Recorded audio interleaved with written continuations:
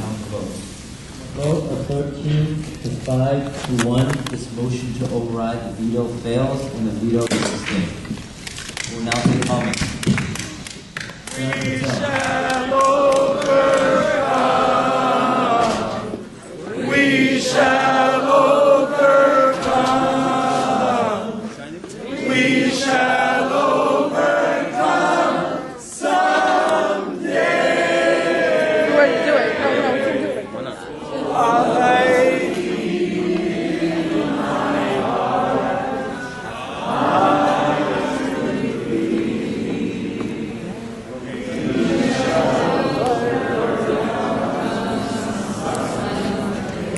Long live Palestine!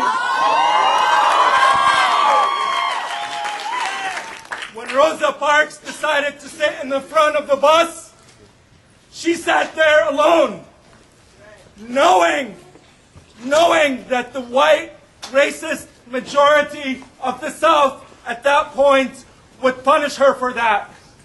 And those who stood in solidarity and shoulder to shoulder with Rosa Parks and knew that they were going to pay a price. And so I ask our community to stand shoulder to shoulder with the student senators who championed our cause, because we know that there were Mossad agents inside taking our pictures. And I told one of them, and I heard others telling some of them, that we are not afraid. Your photographs don't scare us anymore. The truth and justice are under attack. What do we do? Stand up, fight back! What do we do? Stand up, fight back! Free, free Palestine! Free, free Palestine! But I want to say thank you, first of all, to UC President Will Smelko. When this veto first came, Kifah sent that email. I wrote back saying, this might not be so bad. It might be actually a good thing. When this bill first passed 5 weeks ago, it went under the radar. We never hoped we'll get 14, let alone 16 votes. We got them. 3 weeks afterwards,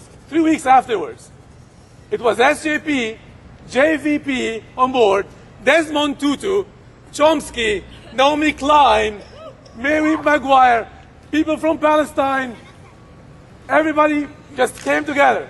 Today, we have people in Gaza filming and sending us messages.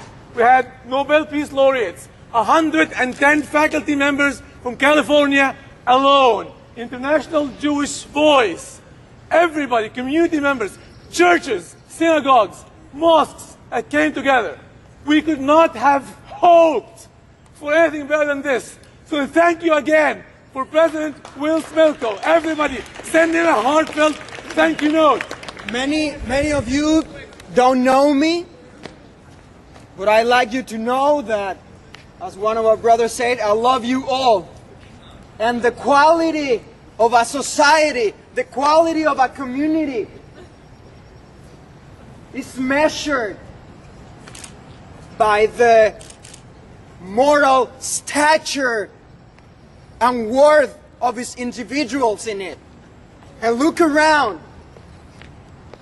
Look around. This beautiful community. This is the Earth community speaking. I, as an illegal human being in this part of the planet, I stand with you. And we cannot be silent, because when we fear, that gives it more power. So I like to share my joy with you all, and remember that this bill, or what we're saying, is pro-Israel too. And let me share one quote of the prophet. He was with his students at Disciple, and he said, "You are always saying that we need to help and serve everyone." And the prophet said, "Yes. That includes the oppressor?" Yes, that includes the oppressor. And it was like, how?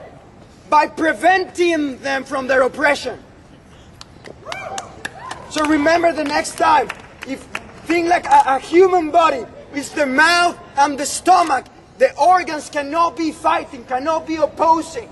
If the mouth is against the stomach, we're hurting each other. So think about that we are helping them, we're serving them by preventing them from their oppression. Thank you. We accomplished a whole lot, but it sucks that we didn't get the vote. So we should be able to also recognize that fucking pain, and pardon my language. But something, you know what happened here. And I'm going to tell you what happened from my point of view.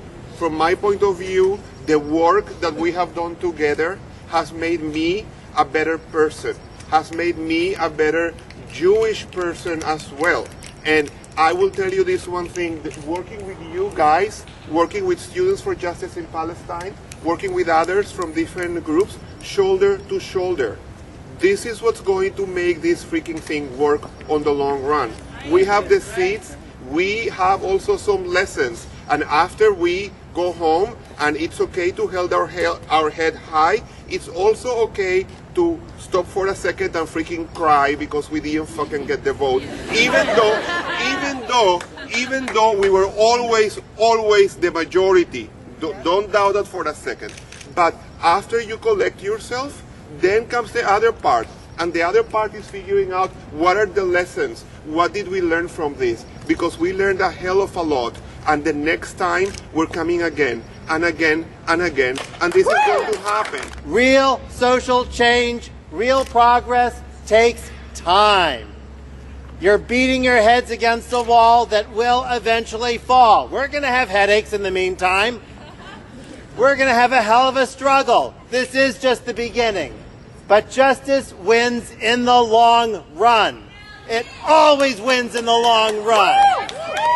Tonight they were talking about unity and peace. When they say peace, it means shut up. When they say unity, it means you stick with us. The hell with that. We've seen the same thing. When black folks rose up in the 50s, the white folks says, no, we want unity and peace.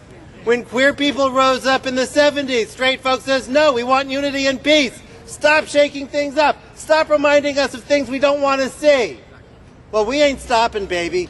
We're showing them the truth. We've been showing them the truth. And we're going to keep showing them the truth until everybody sees it. First they ignore you, then they laugh at you, then they fight you, and then you win. I just wanted to say that we will not be broken. Whether it's 10 years, 20 years, or 100 years from now, you will never be able to say that this brother lied to you, or that this brother was silent, and that they will never be able to say that all of you were on the wrong side of justice, because these are just but pebbles on the path of justice that will be cast aside by the hands of time, and we will overcome one day. So remember, whether it's 100 years or 1,000 years, you were not silent, you stood for justice, and your voice will be heard by the hands of time. So remember, when somebody comes up to you and says what side you were on, tell them whether it's 10, 20, 100 years from now, you will never be able to say that this brother or that sister lied to you, and they always stood for justice regardless of who was on the other side. Yeah, I'm an Iraqi. I think for far too long, our tears have all been about sadness and, our plight and everything that's happening in our hometown and back at home in Iraq and Palestine and whatnot. But today our tears are not just for sadness for the stupid bill not passing, because it doesn't stop here. Today our tears for our happiness. Look at the people around you, the people that have been educated about this bill. I've been able to meet people outside of my community, people that I would never imagine that I've talked to.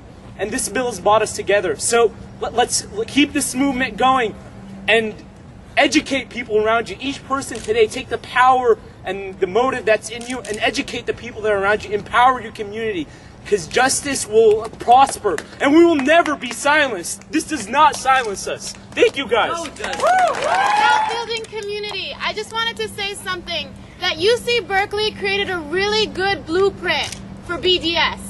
And that is the victory we achieved today. and I'm really proud of my community.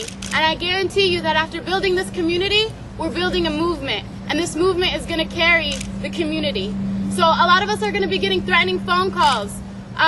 We might be afraid, we might be sad today, but we're gonna carry each other through this. If y'all could just spread out in your circle again, because I just really, really want to emphasize how this is the biggest circle I've ever seen in Berkeley. In terms of a unity clap, I've never seen this big of a circle, and that's saying a lot.